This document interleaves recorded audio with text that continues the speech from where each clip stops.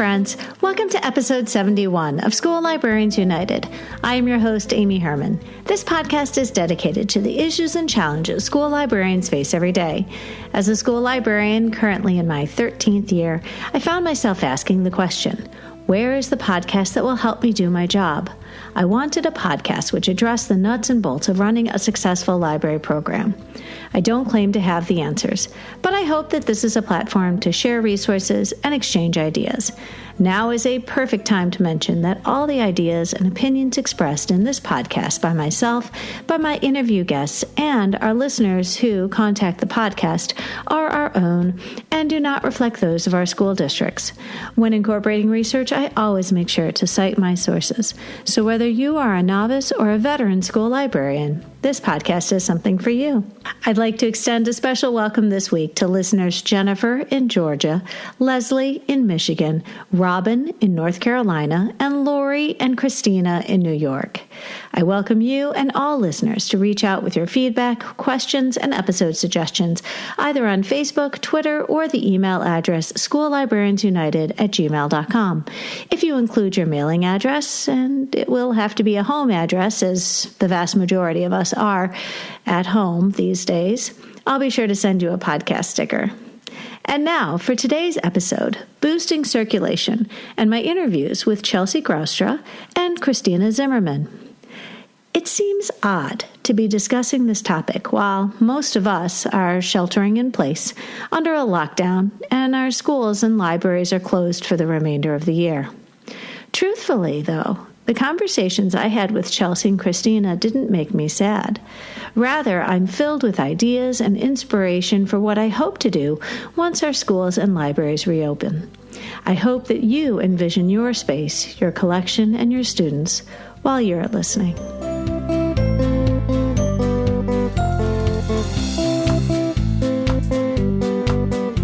Chelsea Groustra and I have known each other and worked together professionally. We've shared libraries together. And if I need to pick somebody's brain, I'm going to tell you right now, I would call Chelsea in a heartbeat. So I want to tell you, Chelsea, the reason why you are so special to me is because we worked together 2 years ago, and many of the conversations you and I had in the winter of 2018 have become episodes on this podcast. That's very, very cool. I did not know 2 years ago I was being interviewed for a future podcast, although I do remember you saying over and over, I'm doing this. I'm doing a podcast. This is happening. There's going to be a podcast. And I would roll my eyes at you and say, okay, Amy, whatever. And if I interpreted that as support, then thank you. No, because it was supportive. Outside of the immediacy of my house, my family, no one knew about it. So I feel very honored that I was one of the first. I love it. No, you when you say something out loud, and then it becomes real. That was our conversations about the podcast. You put it out into the universe. I did. Here you are. I know, but it's because of you, I could work through a lot of those ideas. And we're like, oh, that's another podcast episode. There we go. So Chelsea, please tell listeners, I have visited your library. I love your library, and you've described it as your happy place. Please tell me about your library. Okay. I work in a school in Metro Detroit. We are a small K-2 school. We are, but when I say K-2, we have 5 kindergarten classes, at 27 kids apiece. We have 4 first grade classes. We have 5 second grade classes. We also have 5 preschool classes and a developmentally disabled room that I also serve. So about 375 students, all K-2, very small kids. We are a 100% Title I school. And I service almost all of them on a weekly basis. My library is small. I think I'm up to maybe 10,000 books, maybe. Maybe. Yes. I don't even think it's that many. But what you have is fantastic because, and we'll talk about this in a minute, your collection has been transformed in many ways because you've done something special. And I've not talked to anybody who's done anything similar. And that is you opened a library that had been closed and inaccessible to anyone for years. Yeah, my principal, who I dearly love, she's amazing and so supportive. She sort of put out feelers almost 2 years ago that said that based on the new Michigan literacy initiatives that she was making, opening the library a priority again, and had asked for volunteers or donations or any help she could get to open this library because, being a school administrator, she obviously had way too much on her plate to run it herself. And I came in and what I saw was a room that had once been a library that then sort of turned into a multi-purpose. Anytime you needed to stick a group of kids somewhere to do a project or, it sort of became a multi-purpose room, but none of the books that were in there were circulating. And as I started to work in this room, I realized that none of those books had ever been weeded since the time, since I don't even know when. I found books from the 1950s, and we've only been a K-2 school this is our third year. So a lot of the books that I found in there also were written for K-5. Basically had to go through and just start to immediately take away, which felt counterintuitive because you already don't have anything and now you're going to take away half of what you don't have. Well, and what then happened though, and I think it's fair to say because this is your second year in the program, yeah. Much of your first year you dedicated to raising money. And you have a magical gift for that, but you had a wonderful outpouring of financial support from very generous donors. And I think when you plead your case, it's so deserving of funding from local donors. Because how have you used this influx of funding to boost your circulation? Well, I think I don't want to say it's a no-brainer, but if you ask people for money to get books in the hands of emergent readers, they're like, absolutely, what can we do for you? And even if it's as simple as, I have an Amazon wish list, would you mind purchasing 1 or 2 titles? They get sent right to the school, and they literally will get put right in the hands of our classroom kids. That's a pretty easy sell, especially for groups. I have a private book club that they're like, all we want to do is give books to children. And I'm like, oh, let me help you do that. I think that what I did right away is I saw everything that these kids wouldn't want to read. And I immediately, you call it the candy jar. I immediately started buying books that would be in the candy jar. This is not high awarded literature that I looked for first. I looked for the video game books, and I looked for the books that were about TV characters, and I looked for the very colorful, bright, sparkly books that these young kids were going to be interested in immediately, that they were going to recognize the characters. And that right away got them excited. Well, and I think that when I did an episode called Give Them What They Want, because on some level, it's no different than when we go to the grocery store, because you want to buy things that you need, but you also want to buy things that are going to be enjoyed as soon as you walk in the door. And it works, when you think about your budget, there are definitely things you need curricularly. You need things that are going to support your teachers and your classrooms. But you have, and I'm sure as you've built relationships with your students, kids in mind when you buy these books. Oh, yeah. And I did, I have pushed a ton of my funding towards, especially our nonfiction. We didn't really have anything for them that they could read or that was updated for them.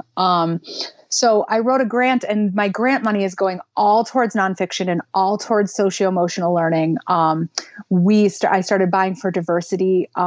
My school population is 97% African American, and I wanted these kids to see the windows and the mirrors and the sliding glass doors and see themselves on these books, and they get excited about that. So the nice thing is that once I sort of got them hooked, like, oh, we can take these books and they're free. And these kids are so young that they didn't even understand the concept of a school library. They'd never had one.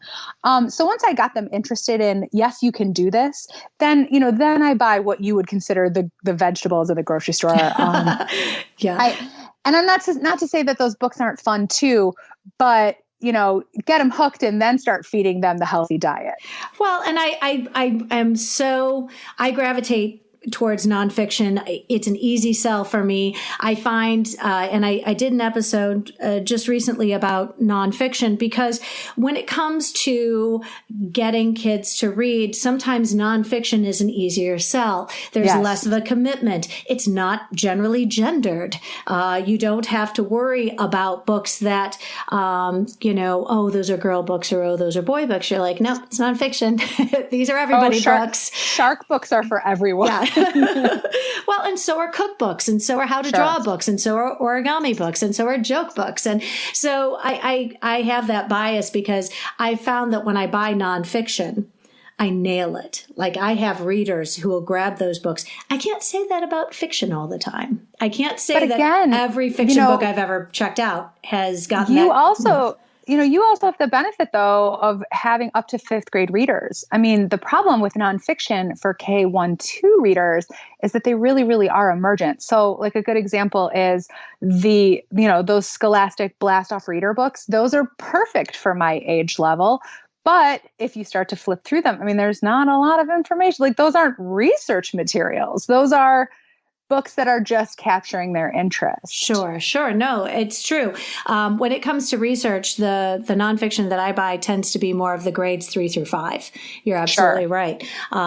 So I love that you have addressed the immediacy of the situation. But, when it comes to boosting circulation, I have to imagine, because nothing has circulated for years, everything you do is considered a success. Can you put that on a t-shirt for me? That sounds amazing. I'm a success.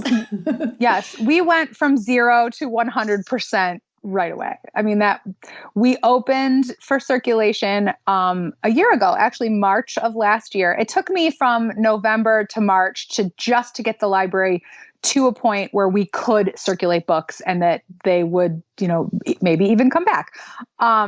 But no, once we let these kids loose on these books, our circulation literally went from nothing to very, very successful. And I think that the things that we've done right off the bat is we are a free choice library. Those kids, even if they can't read it, if they want to look at the pictures, they can choose any topic they want. That right away got them excited. I have, and again, we talk about how books aren't gendered, and how books, if you are a 2nd grade boy and you're taking home a Frozen book, maybe it's because you wanted to read it to your little sister. And we don't make fun of people who want to do things like that. We really, really talked about the things. We really talked about freedom of choice in the library, and they really, really like those choices. I think kids that are 5 and 6 and 7 years old so rarely get just free reign on something. And I think that that's really, really been great for them. I think about these kids going to the grocery store and how often you get to maybe pick one thing. Well, and usually the parent ultimately gets to say yes or no. But in this case, you're not. You are like, nope, take whatever you like. It's like Willy Wonka, help yourself. Yes. And I think that moving forward in your program, I think the exciting thing is that you're building this sort of group of readers who now have this attachment to this program that you've created, and it's only going to get better and better.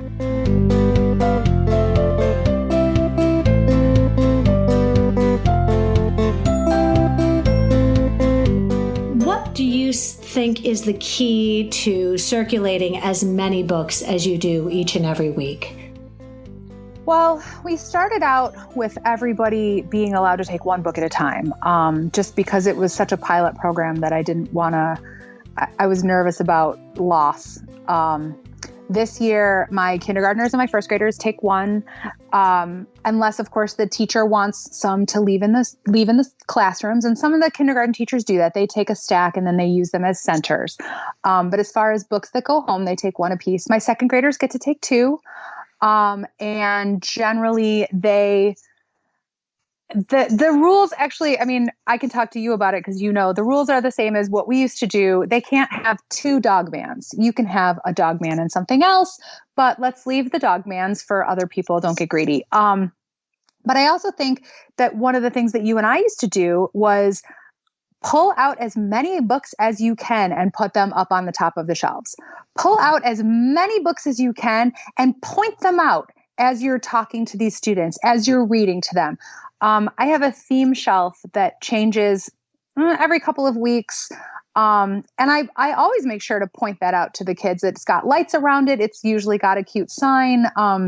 Right now it's still got Women's History Month on it. And I say, this is, we talk a little bit about what our theme for the month is, or for the couple of weeks. And if you are looking for a book about women's history, if you are looking for strong, amazing ladies, this is where you look. And they are, it's if you put it in their face, they're going to find it right away. Well, I agree. Like having the face outs, it is just visually inviting. That yes. I wish I could say looking at the spines is exciting and engaging, but if you don't read yet, if you can't read long words and now make them all sideways and small, the kids need to be visually engaged, and it really doesn't matter what age we're talking about. And with fanning them out just on top of the bookcases. Our bookcases are all sort of countertop height, and lining them up like that. You will invariably have to pick up the sort of domino that has all fallen over. But I agree. I mean, oftentimes we can push books which might otherwise go unnoticed on a shelf that's crowded. By displaying them on top of the bookcases. And I agree with you. It also helps those of us who are too lazy to shelf them. We just put them back on the top. Yeah. The other thing I did, especially for my second graders, I was noticing that they were having a hard time browsing through my chapter books. I took series. I kept them in alphabetical order just because I'm not on board with the full genreification situation just yet. I'm getting there, but I'm not quite there yet. So for instance, like my Magic Treehouse books are still in O for fiction. But I made bins. So there is a bin of Magic Treehouse and it has the Magic Treehouse logo on the front of it that I printed out in color. There is a bin of Captain Underpants for them. And so there's a bin of Junie B. The things that I had the most of, the things that I had a lot of, I put them where they go on the shelf, but I did put them in bins so that they're just a little easier for the kids to browse through. They gravitate towards their favorites anyway. So that's also easy for me to shelf. Well, and the bin approach is fantastic because you aren't constantly trying to push the shelves and straighten the shelves. Yes. Putting stuff into bins is a lot easier for the kids to browse, and you let's pick your battles, right? Pick your battles. Yes, do you want to 100%. Be fighting the shelves, or do you want to be, just moving bins around? And I think what's fun about bins is if you use them for an instructional tool, if you're pushing your collection, you can pick up the bins and use them to demonstrate and say here, as opposed to when you're trying to point to something that's physically on a shelf, it can be a little more removed, like you're like moving over to the shelf and you're trying to point to where stuff is on the shelf. If you can just pick up the bin and say, see, look, here's a picture of Ivy and Bean. This is how you find Ivy and Bean. Go. Yeah. No, I think that's great. Can you tell me because I think what's fun is when you walk into your library, and I got a bit of a before you started circulating books, and then I saw it after you started circulating books. What have you done to the layout of your library to encourage more and more book checkout? Well, so originally when I started, we shared the room about half and half with our Latchkey program. Now, the Latchkey program is there only in the afternoons, generally never when I'm there. But there's a lot of kids that take advantage of our Latchkey program. So I only had about half of the room when I started. And I've, poor Latchkey, because I've since sort of been scooching over into their space a little more and a little more and a little more. So I would say now I have even a little more than 2/3 of the room, which is great. It's tricky because the kids that do use our Latchkey program, they like to go over there and see the Latchkey toys, and I have to remind them, you're not in Latchkey, you're in library. Like, let's focus over here. But the one thing that we've done, and again, this is just little kid centric, is we've made it comfortable for them. We have beanbag chairs. We have these crazy ottomans that someone donated to us that can be rearranged in all different ways. I've really, really tried to make it cozy. And then I have tables for instructional activities and stuff like that, but they barely ever, unless I make them, they barely ever go to the tables unless I have stuff on the tables for them, like puzzles or whatever. But no, for the most part, they take advantage of my couches, my beanbag chairs, my stuffies, like anything they can get their hands on that they can sit and be cozy and read for a couple minutes. They love it. Well, and you hit upon some great ideas, which you don't know this, but these are episodes which are going to be recorded tomorrow. An episode on communal space, because while, yes, you're sharing the space with Latchkey's sharing this space with you. And as much as your kids want to go over to play with the toys in Latchkey, I have to imagine in the evenings when the kids are there, they want to come over to the library side and help themselves. That's been a little tricky for all of us. And involved. that's an episode which will be broadcast in a week. So talking about communal space, and there are definitely some challenges that come with sharing our space. There are some advantages as well, because we can, cross promote. Latchkey is interesting because you've got kids who come there during the day as students, and now they're there in the afternoons, in the evenings, and you're like, it's hard to explain to them that the rules are different at different times of the day. Right. And I think that also, the important thing is that you're communicating with the director of your Latchkey program, that there's an understanding about how the library is going to be used when you're not there. Well, and I will say that our Latchkey staff has been great. When I came in, I sort of recognized that they had home court advantage. And since then, they have been really, really good about saying, no, this is your classroom. This is your space. We will respect that, and we will reinforce the rules with them. They've been very, very cool about it, which I very much appreciate. Well, knowing you've been cool back. So I try. I do the best I can. Yeah, it does take two to be able to work these kinds of things out. But I do like that you've also described your library almost like a family room. It's almost like an extension of a playroom or a family room for kids to be in. And that's a theme of an interview I'm going to be having later this spring.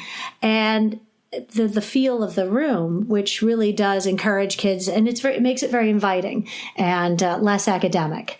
So yeah. I love that. And that's what I'm trying for. Well, and I think that you do an outstanding job of promoting the books that you have, because the ones you have more new books coming in. We do.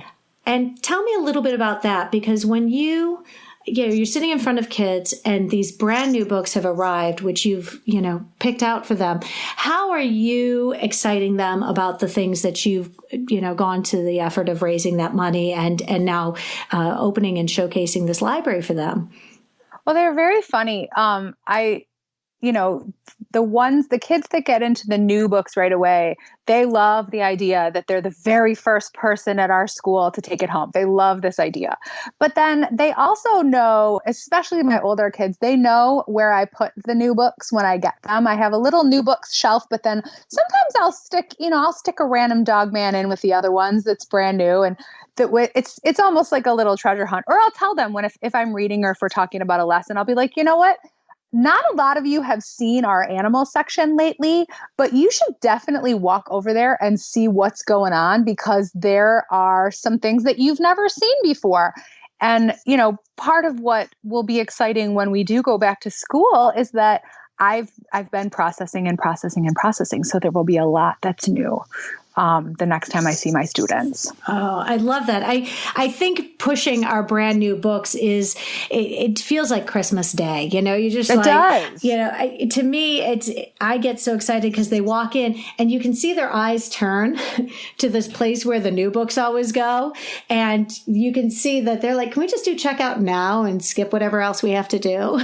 Yeah. Sometimes I have to put them back on track, especially from where we read is over by my graphic novel section. And I can see them reading the shelf with their eyes from halfway across the room while I'm trying to talk. And I'm like, you know what, you guys, it's coming, but just bear with me for 5 more minutes. Chelsea, I love all these ideas. I am so excited because I as sad as I was to find that you had acquired your own library, we weren't going to work together anymore. Your students are so lucky to have you because you have created this wonderful space. I know that this time away from your kids has been very hard for you.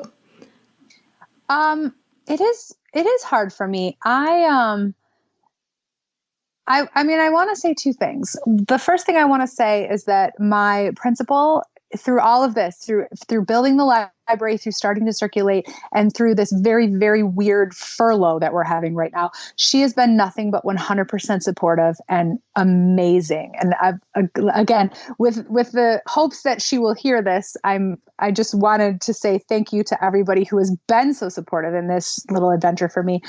I built this library, and I didn't do it by myself, but I built it with some help, and I built my little happy place. Like, a lot of people can't say that when they go to work in the morning that their office or wherever they go to work is their happy place. I love my room. I love these students. I love our staff. They couldn't be cooler. This has just been, it's my happy place, and I'm sad because right now I can't go back to it, and I'm nervous, and everyone is so uncertain right now, and I just keep plugging along at my kitchen table. Thank goodness for our Destiny program that I can access from home, so that I can process our books from home. Because I did before we left, I filled my car full of books. I was made fun of, and they were like, "What are you doing? You cannot take the whole library home." And I said, "No, but I can take home boxes and boxes of books to process that I haven't gotten to. I've been busy with my students." Well, and hopefully during that time it'll give you an opportunity to really look at the books that you acquired. I think what happens, especially because I get so excited to push the books, that I don't actually give myself time to become familiar with the books. Most books I buy, like many librarians, I don't get to actually page through them before I actually buy the copy. So when they arrive, sure. If I even do a cursory, flip through the book, you're going to have this opportunity, the luxury of time, to page through the books before you put them in the hands of the kids. So your book talk, when you do push these books, will be that much more effective because you've read them. I have teenagers at my house and a 22-year-old son that lives with us. And as I've been going through my picture books, every so often I've been tossing one at one of my kids and been like, "Read this. You're going to love it." And they're too old for these picture books, but they're like, "Oh no, this book was hysterical." And I'm like, see, it's still getting the approval of teenagers, which I appreciate. Yes, no, I agree. And I think that, the more excited you are about these books, the more excited your own students will be about these books. So. Oh, they think I'm a lunatic. I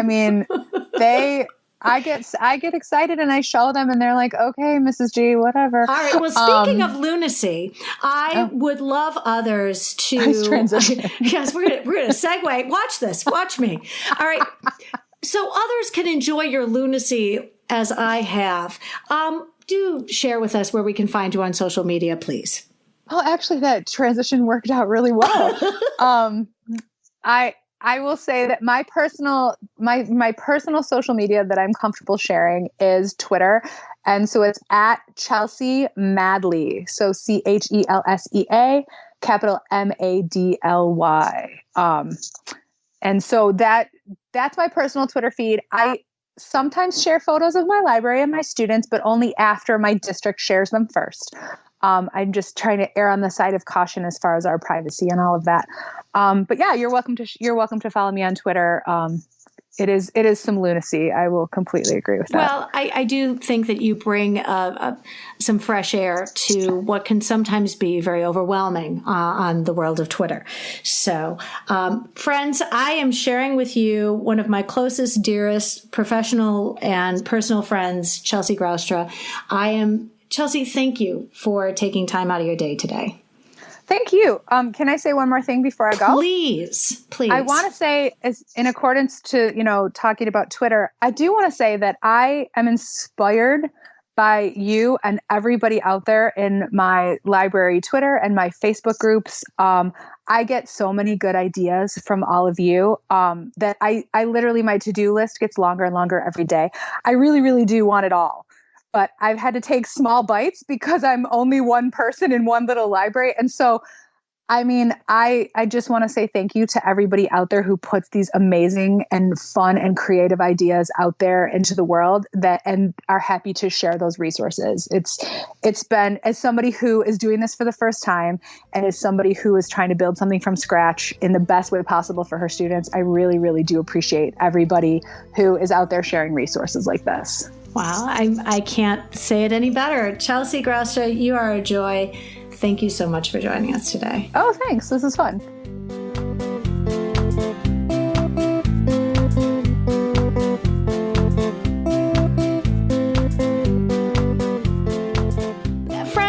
So excited to be sharing this conversation today with you. Christina Zimmerman was very generous. I put out some feelers on library Facebook asking how people who work in libraries boost circulation. And Christina and I have never met, but she was kind enough to give this extensive response. And I'm like, dude, we need to talk. So Christina is somebody who has some great ideas about boosting circulation. And I'm so glad that you could join. And Christina, can you tell me the name of your cat? Oh, this is Timberland. Oh, very sweet. Well, I'll tell you, so far the cats have been far better behaved than the dogs. Christina, I do want to start today. I don't want to dwell on COVID because but it is permeating our lives these days. So could I ask you a COVID question? How are you supporting the students and the teachers in your building during this time? Okay. Well, I guess we basically got 1 day notice before school was closing. And we knew Thursday evening that Friday was our last day. And so we made sure that every single class came through to check out extra books before they went home.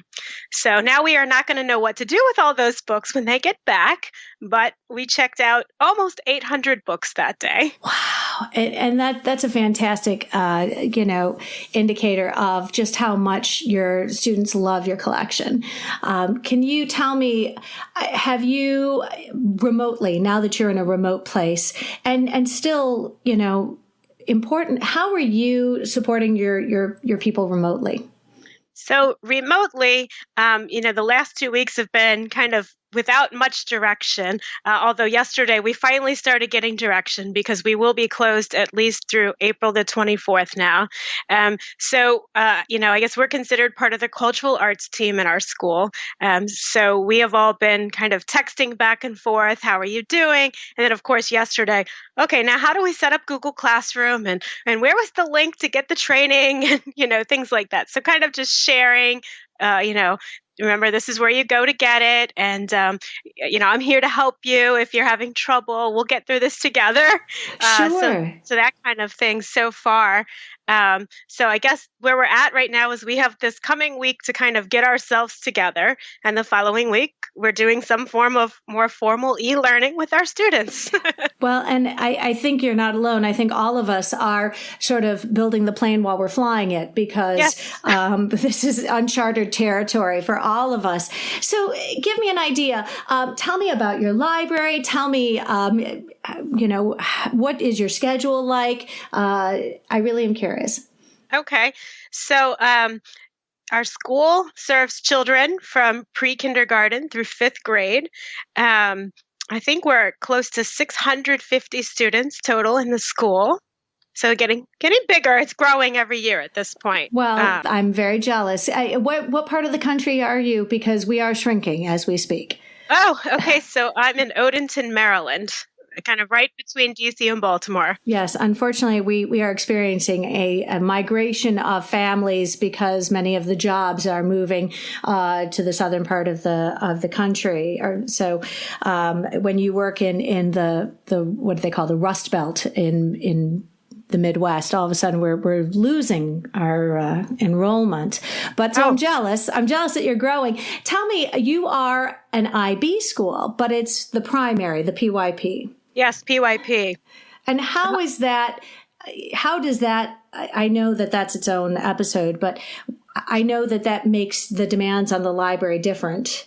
It does. I guess especially with cultural arts and even more specifically the library, there's an expectation for collaboration. I think we're still navigating, what that really needs to look like. This is fairly new for our school.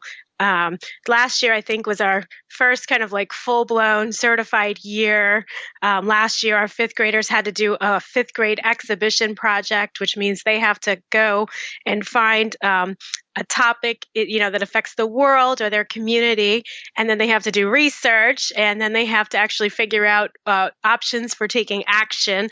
So that really starts to involve the library. The databases become very important for them to find topics and then find research on their topics. And then, the presentation end as well. They all, I think for the most part, used Google Slides last year to make a presentation. But, this year, until we were home, we were really hoping to maybe see some newer technologies used for that. We have WeVideo this year for the first time in our county. So we were kind of hoping that maybe kids would start to experiment with some of these newer things as well as part of their presentations. Well, and I'd like to start to focus on some of the things you do to boost circulation. And one of your job responsibilities, because you are library staff, is you do a lot of displays, and, you are working directly with students when they're looking for books. I'd like to hear about your reading programs, which you have, that have helped your circulation. Okay, so I guess we have two. One that more as a focus for our younger students, kindergarten through second grade. We call that the Chessie program. And I think that's something that other schools in our county have. We didn't come up with that name. It was just, okay, we're having a Chessie program. And so what we have there is a kind of like a separate collection of books. And all of those books, we have binders full of questions that go with each book. The books, we have, I guess, a beginning Chessie, Chessie level 2, Chessie junior, and then like Chessie club. So kind of a, they're kind of leveled. We have fiction and nonfiction in that collection. And then the students can come in each morning. If they want to come each morning, they don't have to come every day, but a lot of them come every day, and they talk to parent volunteers. Sometimes we have grandparents. It's great. But we have volunteers that sit and talk to the kids about their books. The kids answer the questions. They also have passports, so they get to keep track of what they've been reading. And they have, we have like a window that has suitcases, and they move their suitcases from continent to continent. I think every 5 books they get to move from. They start on North America, and then they go to South America, and then they can move through all 7 continents, and each continent has a prize. So they get prizes for reading. So every morning the kids are coming in, returning a book, getting a new book from this Chessie collection. Well, and I think that's great because can I ask, do those books get incorporated into your own collection or are they separate collection? Do the kids check the books out, I guess is what I'm asking. Oh, they definitely check them out. So they're part of the collection, but we kind of have them in their own section. Right. And it would count towards your circulation stats. And the idea is the more traffic you're bringing into the library, the more likely you are to generate more excitement for other programs that you have and other circulation. You also mentioned a second reading program. Is that for your older students? Yes. It rotates around our Maryland Reader Choice Award, which is the Black Eyed Susan Award. And again, we kind of keep those books in their own section just for the year, the ones that are, relevant for this year. And if the students read at least 3 either novels or graphic novels, they are invited to our Black Eyed Susan Reading Club. We have an ice cream party. There's some prizes. Also, this librarian that we have, the full-time librarian, she painted the circulation desk with, I guess it's like a paint that it's like the chalkboard paint, but she ended up getting the markers that are paint markers, so it's permanent. It's not wiping off as people are walking by. But the kids who read at least 3 novels or graphic novels get to be part of decorating the circulation desk, and it stays up the whole year. So we're hoping that we'll have kids who get to do that this year. Well, and I think taking advantage of a program that is state-based, requires an investment on your part in terms of your collection, your budget, and your time. But again, it's boosting your circulation of your collection because kids are now incentivized to do this reading, this focused reading, and then hopefully by default become more interested in other areas of your library. When you talked about your book displays. They sounded very intentional. I'd like to think that when I put books out that it's done with intention, and that's laughable. I put books out because I don't want to put them back on the shelf. So that's just being efficient. I find places I'm like, oh, let's put these books back on the top because I'm busy and I don't have time to shelve them. Tell me about how you create displays with intention. So I actually change my display monthly, and I try to make it kind of revolve around things that are pertinent to that month. So, for instance, we're in March right now, and I did have my March display out before we were all stuck at home. So I had books that pertain to women's history. I pulled all our basketball books to go with March Madness before it got canceled. I had the St. Patrick's Day books out. We had the first day of spring in March, so I pulled out books that pertain to spring. And also, I think I found online that maybe National Puppy Day is in March. So I decided to highlight books about puppies. Again, it goes with kids and what they're interested in. I've always got kids asking for puppy books. But I do remember something in library school about looking at a calendar and creating displays around some days that come up on the calendar, and maybe patrons aren't aware of these days, or they sound contrived, or they just sound convenient. And it's, but it is a perfect excuse to push a corner of your, especially ones. Puppies usually get a lot of traffic, but if you pull out, your basketball books, it might be that, the kids didn't realize just how many you had. Yes, or the women's history, biographies that the kids haven't looked at in a while, That also, I think, gave us a nice opportunity there for that display. Can I ask, is your biography section genrefied or not genrefied, but rather subject oriented? No, it is just alphabetic. A biography by, person's last name. Yeah. So, and I know that I am too. So I keep on toying with this project, and then COVID happened. So tell me, when you mentioned that you are staff. Tell me, where are you in the process professionally working towards your degree? Okay, so I'm taking a master's program online through McDaniel College. And when I started out, they said, it usually takes people about 2.5 years. It's 10 classes and then practicum and portfolio. So I'm on my 8th class out of the 10 classes. I'm currently taking action research. And I think the last class I have is young adult literature. So looking forward to that in the summer. Well, and I think what's interesting is that for so many of us who have taken classes remotely, this idea of going online isn't nearly as unfamiliar as it is to, say, our students who are used to physically being in the buildings. I've talked to a professor who teaches. All of her classes are taught digitally. They're all remote learning, distance learning, and so for us as learners, we've been doing that for, in your case, your entire degree. And making that transition for our students is one that I think some of us are struggling with. We're now going to we're now going to be a digital school. We weren't when we started. Absolutely. Yeah. All right. It's going to be interesting. Well, we're all in this boat together, for better or for worse. I love your suggestion about working with your reading specialist. Oh, yes.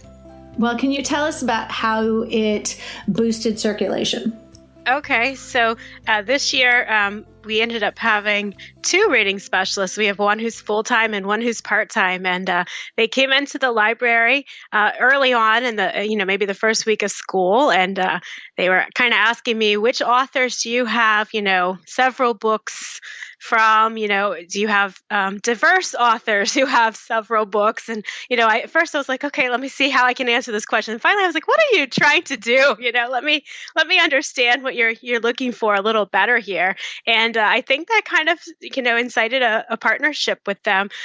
So their idea was that each month they were going to host a literacy lunch, and they were looking for books that we would have enough of from certain authors so that they could promote an author each month.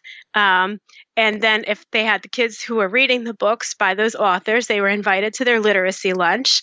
And they ended up having a primary grades literacy lunch and also intermediate literacy lunch. And so for the primary lunches, they said they were reading a book by the author to the students while they ate. And then, at the end, the students were in small groups discussing the books that they had read by those authors. So in our library, I made sure as part of my monthly display that I had those books, right out, on the top of the shelves, like, here are the books by this author. If you want to go to the literacy lunch, you're having trouble finding a book, why don't you take one of those, and so that really helps. And what a great way to feature, it's almost like they're doing your job. You've got these reading specialists coming in, promoting your collection, and utilizing your collection as a teaching tool and an opportunity to showcase what you have in the library. It really seems like a great partnership. And the nice thing is, whether or not the students check any books out at that time, they are now connecting with books you have physically in your collection. And it wouldn't surprise me if down the road they come to you and say, oh, do you remember that book that we read with Mrs. Such and Such? Or remember when I came in for lunch and we read that one book about? Because they will remember the lunch and then make that connection and realize those books are here in your library. Absolutely. I think you're absolutely right there.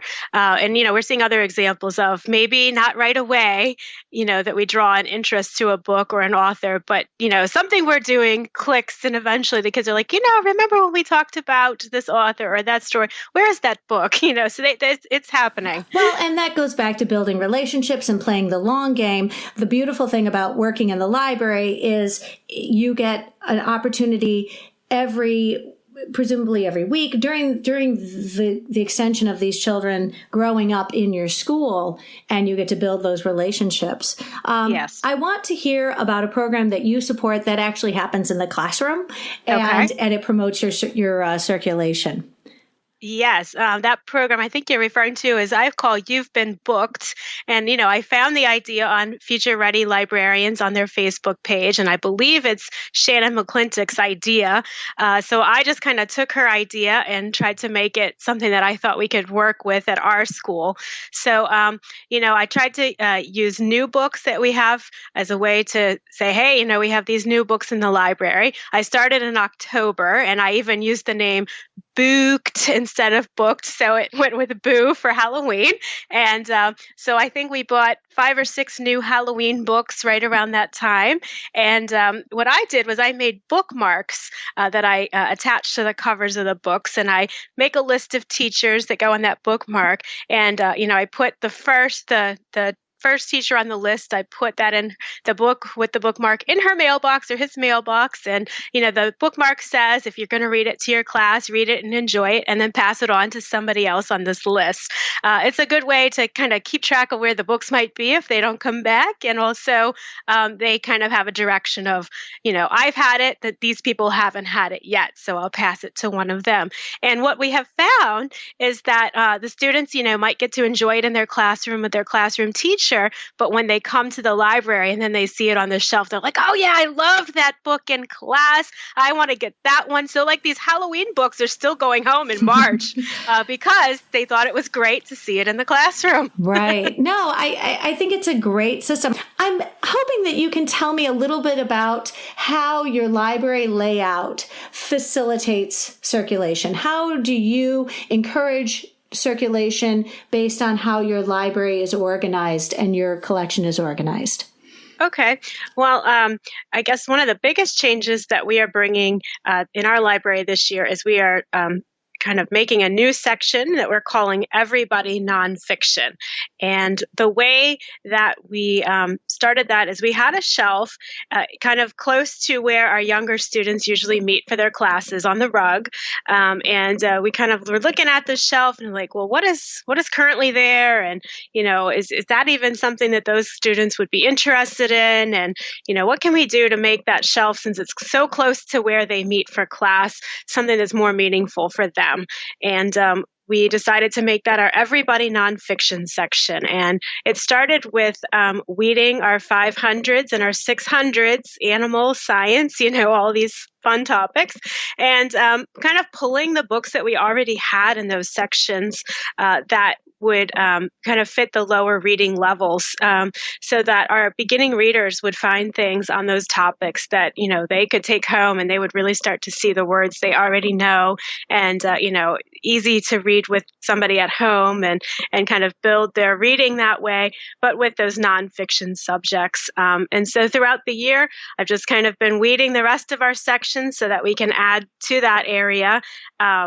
This year for the state report, we're supposed to be reading 900s and biographies. So I've started bringing over, some biographies. And what I'm hoping to do is to then start really adding signage.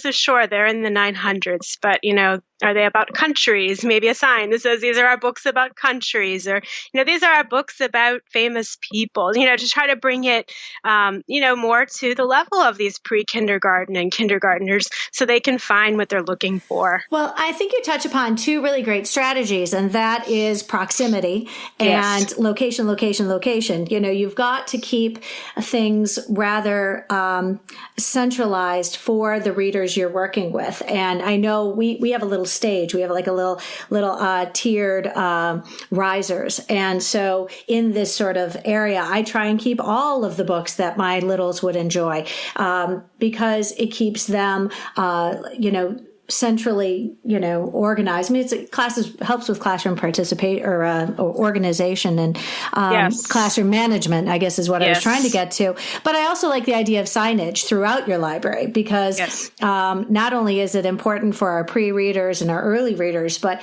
I've also had some new English language learners. And so you bring in these visuals to bring the kids into parts of the library. And I simply say, hey, look for the picture of the tiger, and that's where the big cats are. Look for the picture of the shark. That's where the sharks are. And it makes sense, but sometimes you have to remind them. Yes.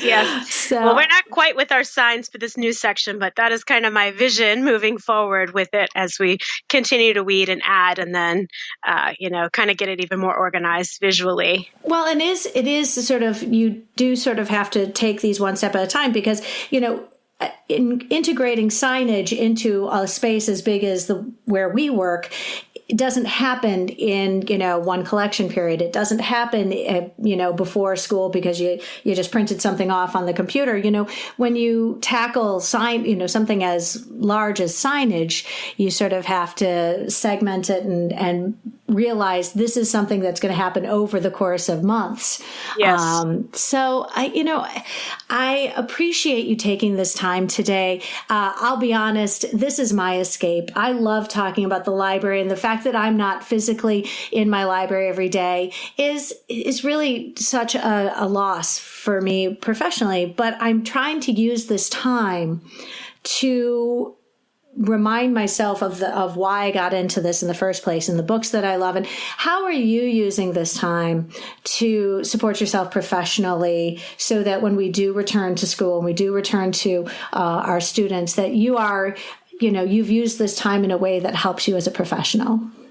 Well, I guess first and foremost, I'm making sure I'm reading every day, both, adult literature as well as the children's literature. I just finished a fantastic book, Captain Superlative by J.S. Puller. And, I can't wait to share that with students when we get back.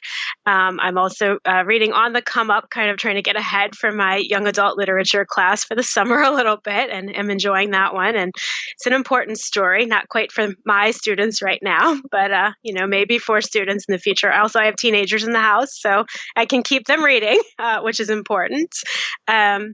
And then, I'm also finished, I'm still doing my online class. So that's one thing that is continuing while I'm at home. So like I said earlier, I'm taking action research. And the topic that I have focused on for my action research is makerspace. So I kind of am looking at ideas for how to integrate it better at our school right now, because we have it a little bit, but we would like to do better there. Wonderful. Well, it sounds like you have set goals for yourself that yes. Bring some structure to your day. Christina, I can't thank you enough for joining the podcast today. It has really been something on my calendar that I look forward to, especially when I miss my library as much as I do. Yes. Well, thank you for keeping us all connected. It is a great way to stay connected, and it's something to do that we can be doing. We can listen to your podcast. It's a great way to invest in ourselves right now. Well, thank you for the plug. I didn't pay her to say that, but I agree. Podcasting is COVID immune. So we are definitely going to continue to look at different aspects of this wonderful profession we've all committed to. Christina, enjoy the rest of your weekend. And I look forward to hearing about your success in the future. Oh, thanks so much. It was great to meet with you.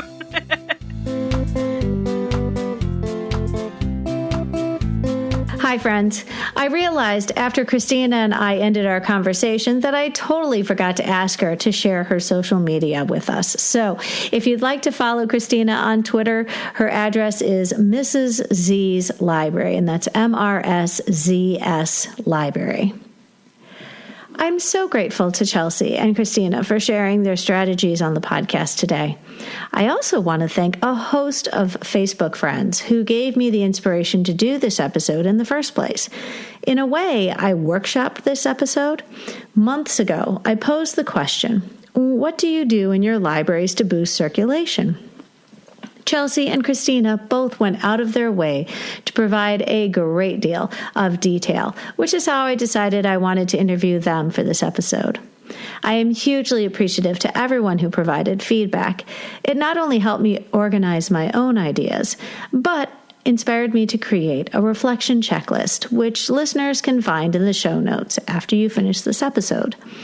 As I said in the introduction, rather than being sad and missing my library today, I have this opportunity to question what I'm currently doing, and I can consider moving forward to boost circulation. So when I posed this question on my Facebook, I found that there were 5 major categories of ways that we could boost circulation. The first category using outside factors. The second one, our physical layout. The third one is our checkout procedures, policies, and philosophy. The fourth would be our instruction. And then finally, collection development. And so I'll sort of walk through each of these sort of ideas. And like I said, I have a checklist which you can download in the show notes if you would like to sort of spend some time thinking about your own program and how you utilize each of these areas to boost circulation. So the first one are outside factors, things that we react and respond to, and how do we ride that wave to translate into enthusiasm when the kids are checking out books. And this really is a matter of being opportunistic. And the things I'm thinking about are things that don't happen in the library. Rather, they're things we're responding to, such as read-alouds in the classroom. To what extent do we capitalize on the read-alouds that are happening in the classroom? Also, how aware are you of teachers' favorite authors and authors' studies? The example I always think about when I first started as an elementary librarian, one of our fourth grade teachers really did these terrific author studies on Roald Dahl. And as a result, I probably had 3 copies of each of Roald Dahl's primary stories. I realize he's written a lot, but I made sure to have multiple copies at all times because of the author studies that happened in that classroom. Also, to what extent are we using the opportunity to boost circulation when it comes to movie releases on the big screen, as well as streaming services?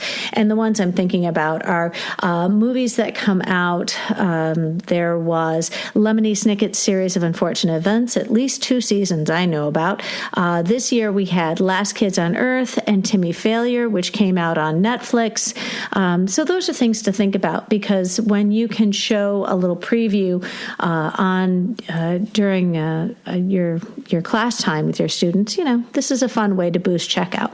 Also, being aware of things like shows at the local theater. I remember when Matilda came through, we had those books in nonstop circulation.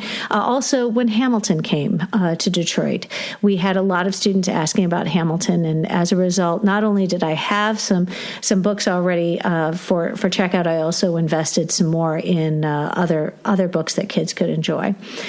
So these are things, and also appreciate that when teachers are doing read-alouds in class, be aware that sometimes the teachers are a little reluctant to have those copies leave until they finish reading the story. But, it really is a great way to get kids to read along. And I try to have those copies available when teachers are doing read-alouds in class. The next major category is our physical layout. And, you hear in the world of real estate, location, location, location. And Rhonda in Illinois said that she uses face-outs, which are key, and actually really does give a lot of personal recommendations when it comes to books that she really likes when her students ask. And I remember when I'm in the library, every once in a while a student come up to me and say, "Mrs. Herman, do you have any good books?" And I'll look at this student with the blankest of stares, and I'll say, "No, not really." And the student laughs. It's like, "Yes, you do, Mrs. Herman. You've got really good books." I'm like, "Okay, well, let's go take a look." And oftentimes, if I'm behind the circulation desk, I'm going to try and point to different displays that I have across the library. So, Brenda in Illinois said that she tells her students which books that she really enjoyed, and her recommendations do carry a great deal of weight. And, Reader's Advisory is so much more convincing when we actually have read the book. And I'm very truthful to my students when I tell them that when I read the book, it was actually the audiobook that I enjoy. And I say, well, I read it with my ears. And it really does give me a great opportunity to promote our Sora collection that we have, and to give those kids opportunities to listen and check their own books out through Sora during our circulation time. I also keep in mind, Candy in Oklahoma suggested that one of the ways that she boosts circulation is she makes sure that her series books are in a completely different section from fiction. So if she has series, keeping them in a place where kids can consistently find them really does boost circulation. And the biggie here also is self-checkout, that when kids feel empowered to check their own books out, they're more likely to enjoy the process.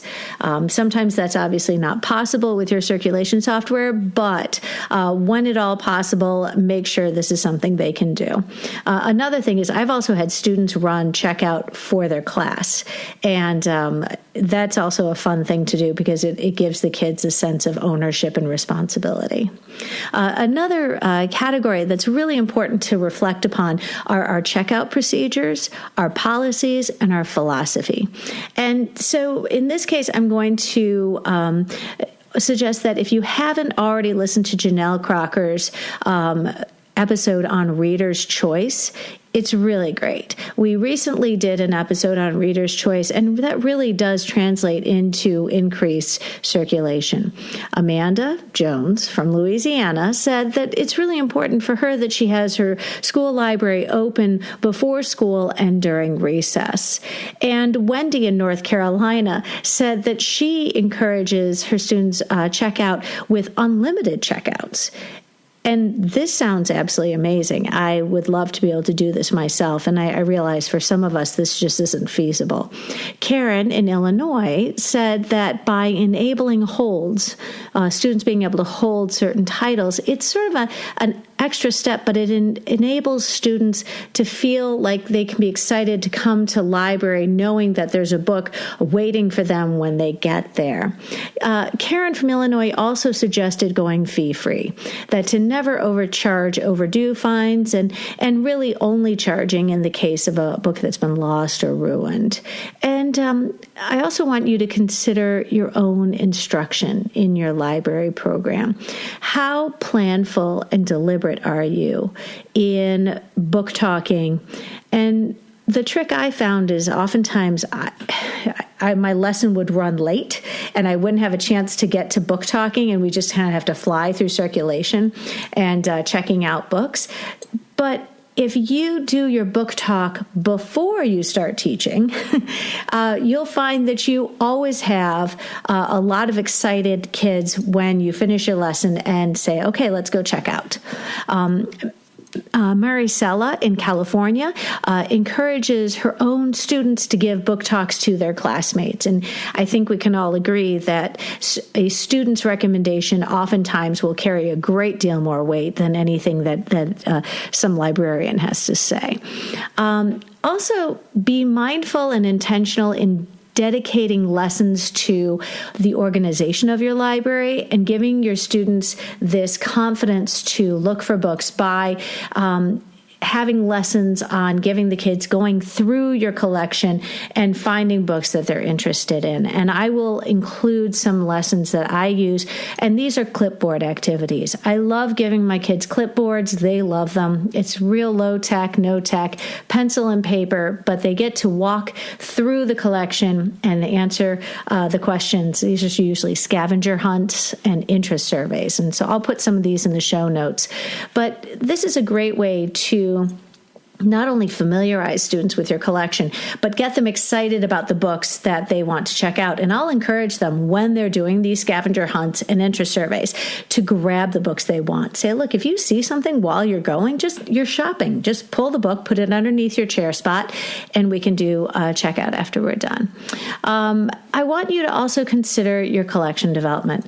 And collection development, Christine in Illinois suggested weeding, because by weeding, we're actually going to boost the circulation of the books that we are most excited about. Right now, when you haven't weeded and you buy brand new books, they often become that sort of needle in a proverbial haystack, that the books that are brand new get overwhelmed by a shelf which is overfilled. Ideally, your shelves are 2/3 2/3 filled, which gives the kids an opportunity to sort of move through the books. And if they can't move the books at all while they're looking at the bookshelf, it really does prevent them from enjoying the search process. Amanda in Louisiana and Deb in California strongly recommended genreification, because in doing that, you are giving the kids lots of help in finding the areas of the library that they're most interested in.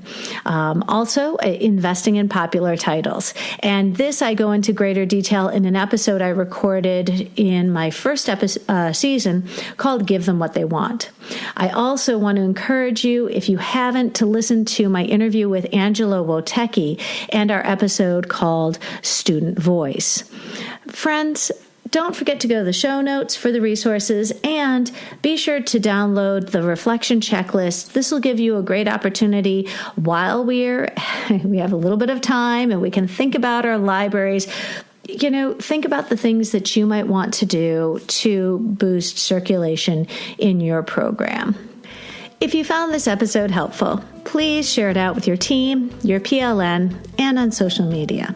The topic of our next episode will be OERs and my interview with Amanda Jones. I hope you will tune in.